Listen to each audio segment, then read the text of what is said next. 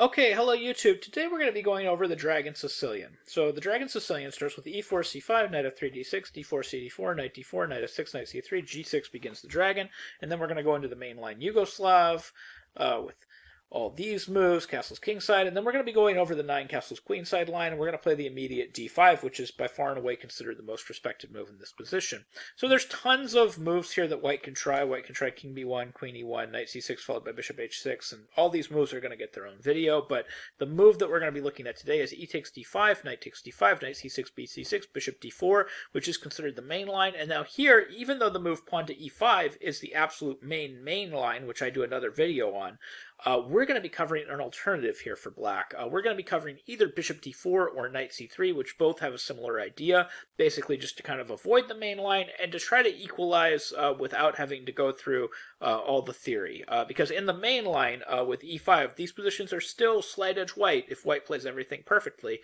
So trying to equalize with bishop d4 or knight to c3 is very, very tempting. So we're going to cover these moves kind of together because they both kind of have the same idea. We're going to take a look at knight takes c3 first, and you'll just kind of see how similar these moves actually are. So knight to c3, queen c3, bishop h6. This is the main idea behind knight c3. White has to reply with bishop e3 because he can't play king b1 here. If king b1, e5 wins a piece because that rook on d1 is not yet defended. So we have to play bishop e3, queen e3, and now queen b6, just basically trying to equalize on the spot. If the queens get exchanged here, the position is completely equal. Queen b6, a b6, and just nothing to write home about at all, just total equality. So just equalizing on the spot, everything is fine. So they would have to play something like queen takes e7. So this was actually played in Rubalevsky versus Gashimov, played in Russia back in 2009. And Gashimov actually equalized pretty cleanly here. He played bishop e6. We had queen a3, rook a d8, bishop d3, rook d5, and he doubled the rooks. Eventually, a bunch of exchanges happened. He exchanged all the rooks. He played c4, queen to e7, and then we had queen g1 check, and draw was agreed. It's actually impossible to avoid perpetual here for either side. If either side tries to win, the other side can get a perpetual. Both the kings are kind of wide open, so a draw is basically a reasonable result. So that's it's looking good for the possibilities here with knight c3. Knight c3 doesn't look like a terrible idea. Another interesting idea is bishop to d4. Now, this idea has actually been tried by both Nakamura and Magnus Carlsen. They've both tried this move, bishop d4. And it's pretty reasonable, and it has a pretty similar idea to knight c3.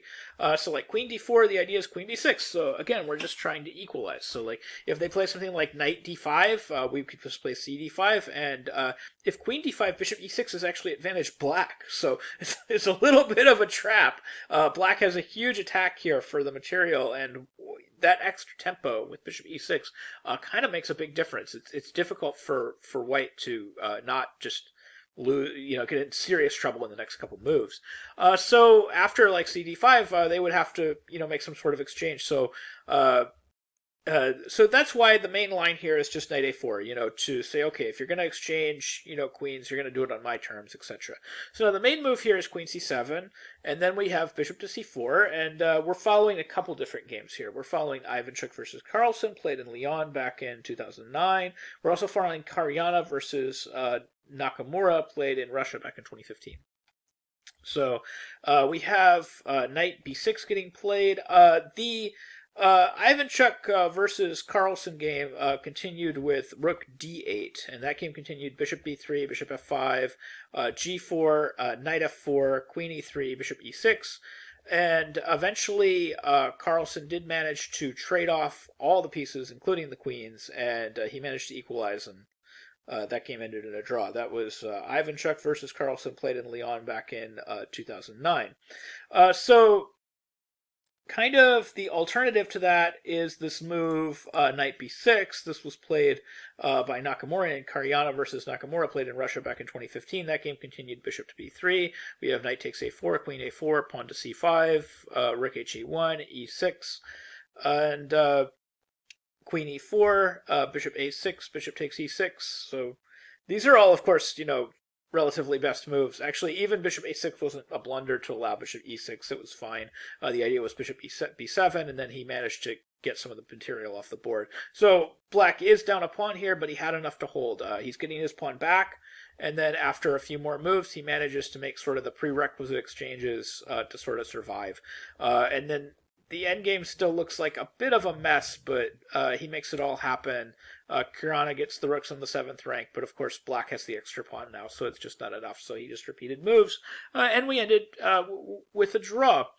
So that's basically kind of like my long and short coverage of like these two moves. They're both very playable alternatives to the main line, with every chance that you can equalize kind of very early and very quickly.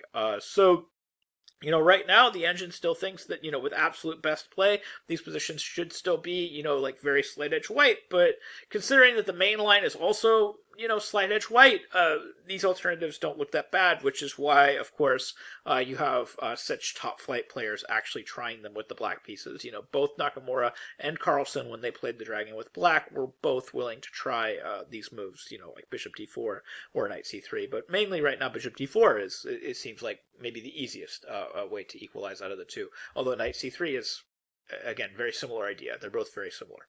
Okay, so anyways, I hope you found this video helpful. I hope you learned something new about chess, and I hope you can use some of these ideas in your own games. Thank you very much for watching.